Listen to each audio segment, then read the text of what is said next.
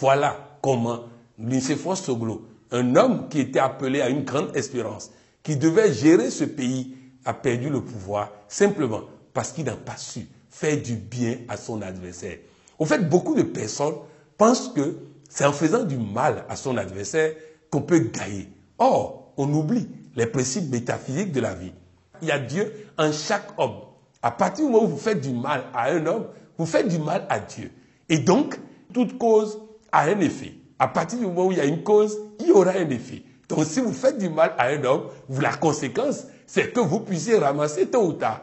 Et donc, il est important que les gens comprennent que si nous voulons vraiment gagner, nous avons besoin de ne pas faire du mal aux autres, mais d'apprendre comment gagner sans combattre. Voulez-vous dire qu'on peut gagner sans combattre, sans faire du mal à quelqu'un? Ah oui, je vous donne un exemple. J'ai un ami, un collaborateur du Togo qui était député à l'Assemblée nationale. Et partout, on lui a enseigné, en tant qu'opposant, on doit toujours insulter le chef de l'État. Alors le président a construit des routes à Lomé, de très belles routes à Lomé, mais comme on lui a appris à dénigrer ce que fait le gouvernement, il est passé à la télé pour dire « ça coûte trop cher, c'est inutile, on n'en a pas besoin ». Aux élections législatives, il est allé sur le terrain pour faire campagne et la population lui a dit « oui, on nous a construit des routes et tu as critiqué, on va te punir ». Il n'a pas eu de deuxième mandat.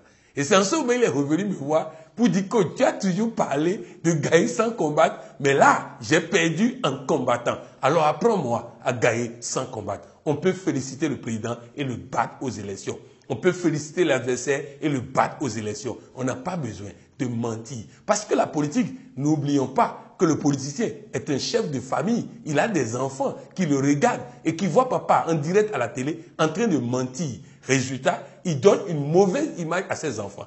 Je voudrais dire à tous les jeunes qui m'écoutent, la politique, ce n'est pas le mensonge. La politique, ce n'est pas l'art de faire du mal. Je vais aller plus loin. Je vous dis, il y a un samouraï qui était sur un bateau et un autre samouraï le provoquait. Et l'autre ne voulait pas combattre parce qu'il a compris que pour gagner, on n'a pas besoin de combattre. Alors, le samouraï dit, toi, pourquoi tu ne parles pas? Je vais te battre. Et le monsieur lui dit, nous sommes sur un bateau. On ne peut pas se battre sur un bateau. Allons vers une rive et on va se battre là-bas. Et ils sont allés vers la rive. Le samouraï qui voulait se battre a sauté du bateau pour aller sur la rive. Et l'autre samouraï a tourné le bateau, a continué son chemin. Et l'autre, il doit se débrouiller maintenant pour quitter l'île et rentrer là où il doit aller. Voilà, on n'a pas besoin de te battre pour gagner. On a besoin de développer des valeurs morales. On a besoin de choisir le temps favorable. On a besoin d'avoir des compétences personnelles, humaines et relationnelles. Lorsqu'on a ces éléments, on gagne toujours. Mais si votre adversaire n'a pas de valeur morale, laissez-le faire. La nature se charge de régler son compte. Parlez-nous de l'art de gagner sans combattre. L'art de gagner sans combattre, je l'ai appris de Lao Tzu, un spécialiste de stratégie qui nous a enseigné comment on peut gagner sans combattre. Je disais tout à l'heure que lorsque votre adversaire n'a pas de valeur morale, ne le combattez pas. Il va tomber de lui-même parce que la nature va lui faire payer tout ce qu'il fait de mauvais. Mais s'il a des valeurs morales, faites tout pour devenir son allié, son ami, son partenaire. Vous voyez en Afrique du Sud, Nelson Mandela était en prison. Il a fait 27 ans de prison. Il sort de prison et il analyse les rapports de force. Il dit qu'ils sont toujours plus forts. Ils ont la police, ils ont l'armée. Si je les combats, ils vont me tuer. Donc j'ai besoin de les transformer en partenaires, en associés, en alliés. Et c'est ce que Nelson Mandela a fait. Ce monsieur pouvait gagner 50 élections. Il pouvait gagner 80 élections. Il est le patron indétrônable des élections en Afrique du Sud. Mais ce monsieur l'a obtenu comment? En faisant en sorte que même ses adversaires d'hier, et pour la petite histoire, il avait des gardes-corps de son prédécesseur qui étaient chargés de tuer lui et ses collaborateurs. Et qui l'ont tenté plusieurs fois, n'ont pas réussi. Quand il est devenu président, il les a pris comme garde-corps. Et en les prenant comme garde-corps, on a constaté quoi? On a constaté que ceux-là sont devenus des admirateurs de Nelson Mandela. Dans Commander-in-chef, la présidente des États-Unis dans ce film devait choisir son vice-président. Et elle choisit qui? Celui qui l'a le plus critiqué aux élections. Vous allez aux États-Unis, quand Barack Obama est devenu président, il a pris qui comme secrétaire d'État?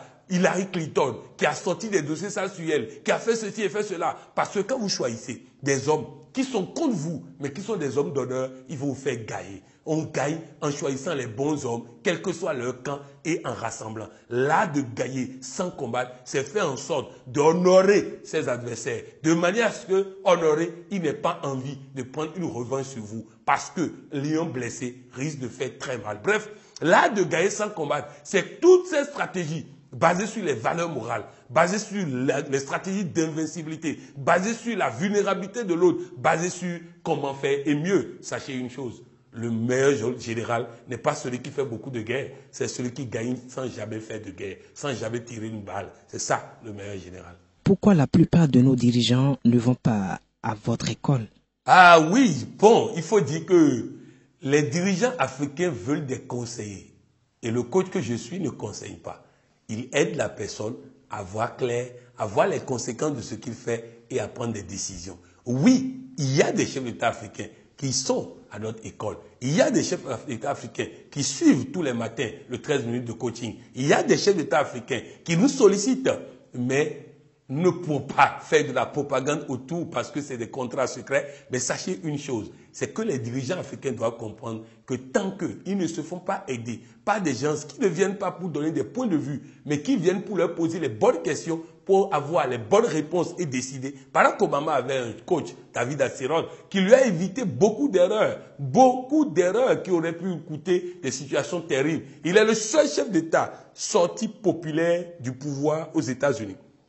Il a quitté le pouvoir avec 55% de taux de popularité. C'est inédit. Il l'a fait parce que David Axelrod était là pour l'accompagner, pour l'éclairer, pour lui permettre de voir les conséquences de ce qu'il fait. Je voudrais dire surtout aux chefs d'État africains, aux dirigeants, en un mot, ils n'ont qu'à comprendre une chose. Lorsqu'ils ont maîtrisé tout ce qui est physique, il y a un aspect qu'ils nous oublient souvent, les aspects métaphysiques, c'est-à-dire Dieu et les ancêtres de l'Afrique. Eux, on ne peut pas les martyriser. Eux, on ne peut pas les terroriser. Eux, on ne peut pas les détruire. Or, c'est eux qui ont le dernier mot. Dieu a le dernier mot. Alors faisons en sorte de nous faire accompagner par des personnes pouvant nous permettre d'analyser le pour et le contre des choses pour pouvoir prendre les bonnes décisions. Et je voudrais dire à tous les jeunes qui m'écoutent, vous devez faire en sorte d'aller à cette école de réflexion profonde qui vous permet de ne pas combattre dans la vie, de ne pas faire du mal à quelqu'un, mais de toujours gagner, de toujours avancer. Quand je prends la gestion des entreprises,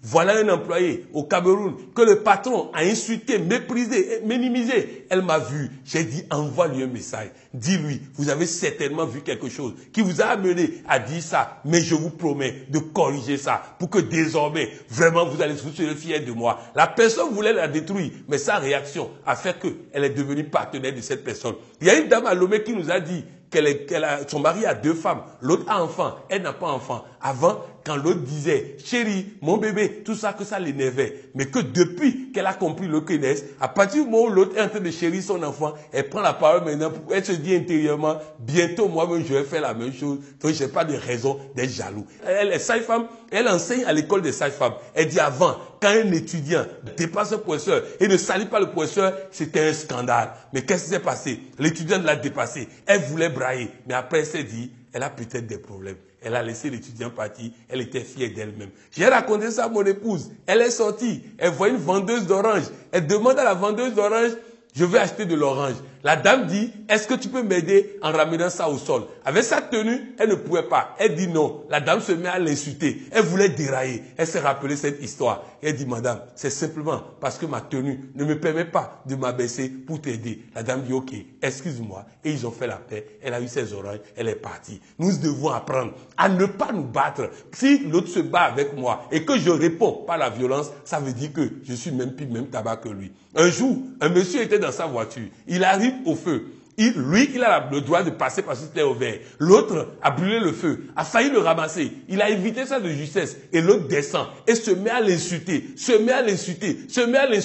et il ne répond pas. Et les gens qui sont de la voiture lui répondent. Mais pourquoi vous ne répondez pas? Il dit, il y a des camions d'ordures qui cherchent là où ils vont jeter les ordures. Alors si lui, il jette ses ordures et que moi-même je deviens camion à ordures, je risque de devenir mauvais comme lui. Alors laissez-le jeter ses ordures et nous on va partir. Voilà l'art de gagner sans combattre. Un secret de Nelson Mandela. Ah, le pardon. Le pardon. Lorsque Nelson Mandela sortait de la prison, il y a une voix qui lui disait, Si tu sors d'ici et tu ne pardonnes pas, tu seras dehors et tu seras toujours prisonnier. Pardon est une libération. Nous avons une phrase que nous utilisons à la FIAD, je me libère et je pardonne. Il y a une dame au Bénin, son mari et elle, il y avait problème depuis 2 ans. Et elle refusait de pardonner le mari. Nous faisons une communication sur le pardon. La nuit, elle va dans la chambre du monsieur, ils ont fait copieusement l'amour. Le lendemain au service, elle a eu une promotion qui lui a permis d'acheter une voiture et tout. Cette promotion l'attendait depuis toujours, mais il a fallu qu'elle pardonne d'abord, avant d'avoir. Dieu dit, garde le silence, moi je combats pour toi. Alors sachons garder le silence. Le pardon n'est pas une libération de l'autre, bien au contraire. Lorsque vous pardonnez quelqu'un, vous laissez Dieu frapper maintenant. Parce que Dieu ne frappera pas tant que vous n'avez pas pardonné. C'était coach Patrick Amampoyon, docteur en coaching et président de l'autorité de régulation du coaching africain.